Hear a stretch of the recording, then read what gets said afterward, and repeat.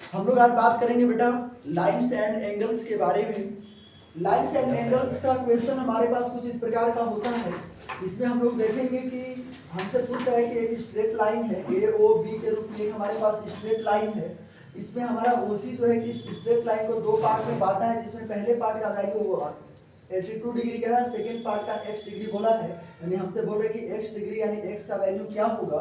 इसके लिए हमें पता होना चाहिए कि किसी भी स्ट्रेट लाइन का वैल्यू जो होता है, जो एंगल होता है वो 180 का होता है, ये आपको पता होना चाहिए। ठीक है, थोड़ी देर के लिए समझने के लिए अगर हम लोग बात करेंगे यहाँ पे कि अगर ये स्ट्रेट लाइन हो गया, इसमें कोई लाइन अगर दो पार्ट में ऐसे बांटा है बेटा, तो ये इतना पार्ट और इतना पार्ट, यानी ये वाला एंगल और ये वाला एंगल, इन दोनों को जोड़ेंगे बेटा तो हमारा 180 आना चाहिए, क्योंकि यहाँ से लेकर के यहाँ तक टोटल हमारा 180 डिग्री का होता है।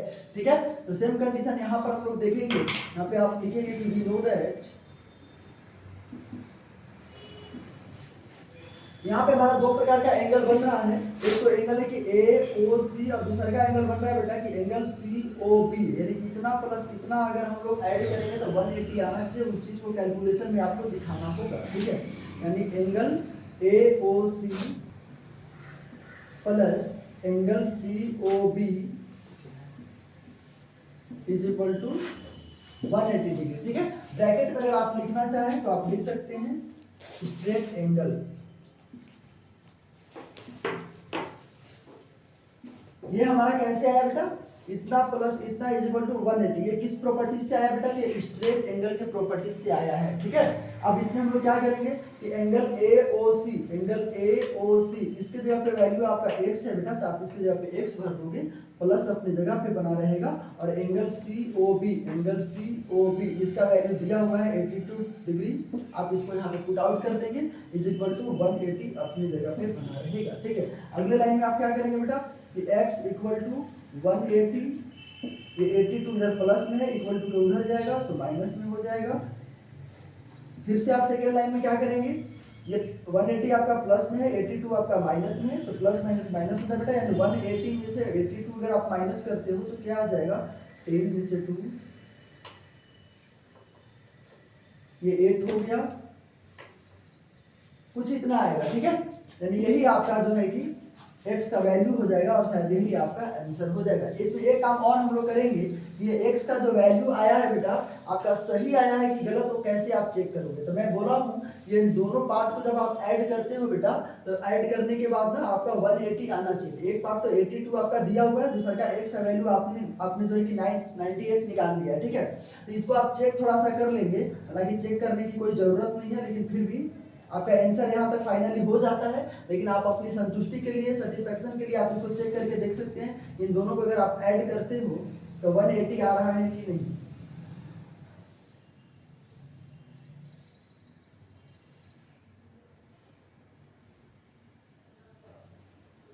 इसके जगह पे क्या है बेटा x प्लस इसके जगह पे 82। ठीक है, x का वैल्यू अभी आपके पास आया है 98 प्लस ये 82 अपने जगह पे। ठीक है, इनको आप ऐड कर लीजिए, 8 2 10 180 आपका आ गया। इसका मतलब है कि आपका जो x का वैल्यू आया है बेटा वो आपका राइट आया है, आपको आंसर लिखने की जरूरत नहीं है। ठीक है, इसी के साथ अब हम लोग देखेंगे नेक्स्ट क्वेश्चन की ओर। ठीक है बेटा, इसके बाद हमारा नेक्स्ट क्वेश्चन है, इस पर थोड़ा सा आप लोग ध्यान देंगे।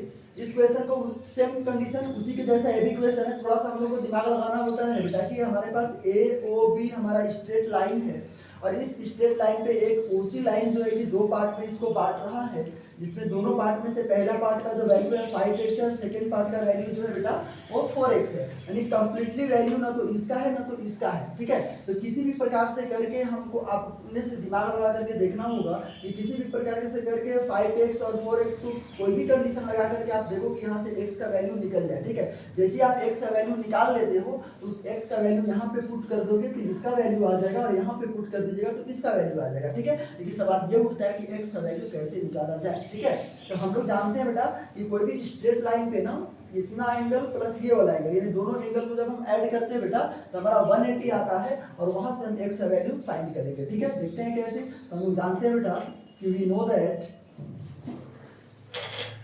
Angle AOC plus angle COB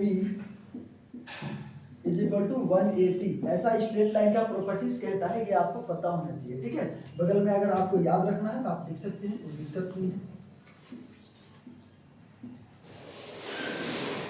मुझे ये पता चला कि ये स्ट्रेट एंगल के हिसाब से ये आया है, ठीक है। अब अगले लाइन में आप देखेंगे कि एंगल AOC का वैल्यू क्या है बेटा, तो आप यहाँ से देख करके पुट आउट करेंगे।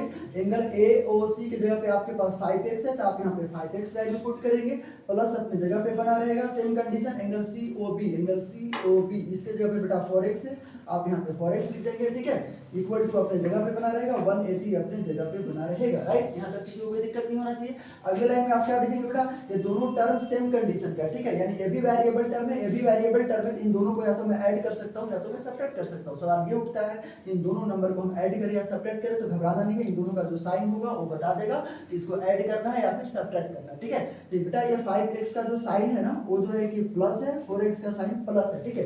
तो प्लस प्लस बेटा प्लस होता है, इसका मतलब है कि 5x में 4x को आपको ऐड करना होगा, यानी कंप्लीटली आपका 9x हो जाता है, इज इक्वल टू 180 अपनी जगह पे, ठीक है। इसके बाद क्या होगा बेटा कि x इक्वल टू क्या होगा, तो ये आपको पता होना चाहिए कि x इक्वल टू 180, और x के मतलब x का जो और 9 का बीच का जो रिलेशन है बेटा वो मल्टीपल का है, क्योंकि ये मल्टीपल में होने के कारण इक्वल टू के उधर जब भेजेगा बेटा तो वो सीधा डिवाइड में चला जाता है, ये भी आपको पता होना चाहिए, ठीक है। अगर आपस में ये कट रहा है तो आप इसको काट दीजिए, हालांकि ये कट जाएगा, 9 से 180 आपका कट जाएगा 20 बार में, ठीक है।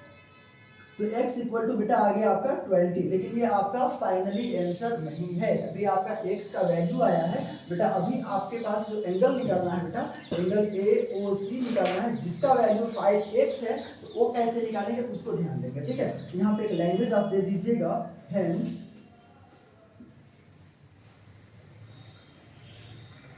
में क्या लिखेंगे बेटा कि एंगल AOC, ये वाला एंगल की मैं बात कर रहा हूँ, एंगल AOC जिसका वैल्यू है बेटा 5x, यहाँ पे है ना, तो इक्वल टू देंगे, 5 अपने जगह पे रहेगा, और 5 और x का बीच का जो रिलेशन है बेटा वो मल्टीपल का है, और x का जो वैल्यू आया है बेटा आप इसको पुट आउट कर देंगे यहाँ पे, ठीक है। अब इसके बाद क्या आएगा, 25 जा 100, यानी अब जो बात आया बेटा इसका जो वैल्यू होगा आपका 100 आपका वैल्यू हो जाएगा। सेम कंडीशन यहाँ पे क्या करेंगे,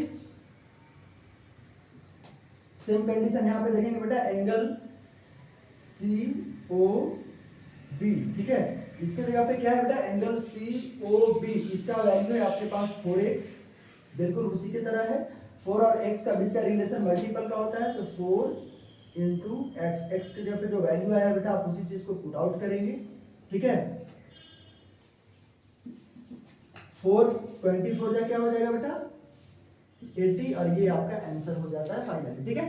चेक करने के लिए आप देख सकते हैं कि 100 में 80 अगर आप ऐड करते हो बेटा तो 180 आ जाता है, इसका मतलब कि 100 प्लस 80 180, इसका मतलब है कि जो वैल्यू आया बेटा बिल्कुल राइट है, ठीक है। आज की वीडियो में बस इतना ही, फिर मिलेंगे हम लोग अगले वीडियो के साथ। Thank you.